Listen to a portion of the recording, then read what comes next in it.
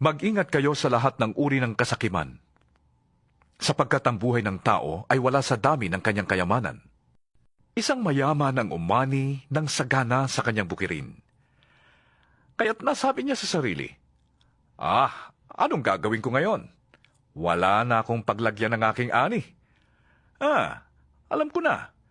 Ipagigiba ko ang aking mga kamalig at magpapatayo ako ng mas malalaki. Doon ko ilalagay ang aking ani at ibang ari-arian. Pagkatapos ay sasabihin ko sa aking sarili, Hayan, marami ka nang naipon para sa mahabang panahon. Kaya't mamahinga ka na lamang, kumain, uminom at magpasarap sa buhay. Ngunit sinabi sa kanya ng Diyos, Hangal, sa gabi ring ito'y babawian ka na ng buhay. Kanino ngayon mapupunta ang mga inilaan mo